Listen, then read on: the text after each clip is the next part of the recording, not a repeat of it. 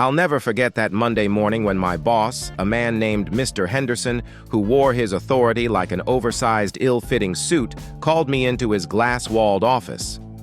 He looked at me with a smug satisfaction that turned my stomach, and with no warning, he fired me.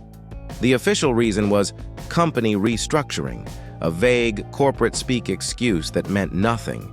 The real reason, I suspected, was that I had gently questioned some of his extravagant expense reports a week prior.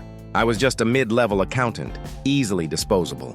He told me to clear out my desk by the end of the day, his voice dripping with condescension as he dismissed me with a flick of his wrist. The humiliation burned hot in my chest as I walked back to my cubicle, the eyes of my colleagues following me with a mixture of pity and fear. Defeated, I began the somber task of packing my personal belongings into a cardboard box. Photos, a coffee mug, a few books. Each item felt like a relic from a life that had just ended. As I was unplugging my computer, my hand brushed against a loose floorboard tile I had always used to hide spare cables. Curiosity got the better of me, and I lifted it. Tucked underneath was a dusty USB drive that definitely wasn't mine. I slipped it into my pocket, my heart thumping with a strange premonition. Later that day, sitting in a coffee shop, I plugged the drive into my laptop. What I found made my blood run cold. It was a meticulously organized collection of files, a digital ledger detailing Henderson's decade-long embezzlement scheme. He had been siphoning millions from the company through fake vendor accounts and inflated invoices. He must have hidden it there, thinking no one would ever find it in the quiet corner of the accounting department. He had made a fatal mistake. With irrefutable proof of his crimes in my hands, a cold, calculated calm washed over me. This wasn't just about getting fired anymore. It was about justice. I spent the next few hours crafting a plan. I created 2 anonymous email accounts. From the first, I sent a detailed summary of the embezzlement along with a few key damning documents to every single member of the company's board of directors.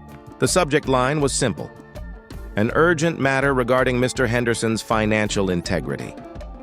From the second email account, I reached out to a well-known investigative journalist at a major financial newspaper, someone with a reputation for taking down corporate giants. I attached the entire contents of the USB drive, a treasure trove of evidence she couldn't possibly ignore. Then, I shut my laptop, deleted the accounts, and waited for the storm to break. The fallout was more spectacular than I could have ever imagined. The board launched an immediate internal investigation, and the journalist broke the story 2 days later.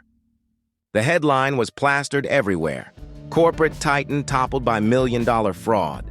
Henderson's face, once smug and powerful, was now the image of public disgrace. He was suspended, then fired, and soon after he was facing a barrage of federal charges. His ruin was swift and absolute. I watched it all unfold from the quiet anonymity of my apartment. That evening, I opened up Reddit, navigated to the pro-revenge subreddit, and began to type. "My boss fired me for questioning his expenses," my post began, "so I found his secret stash and ruined his life." The story became one of the most upvoted posts of the month, a satisfying, anonymous testament to the fact that sometimes the little guy really does win.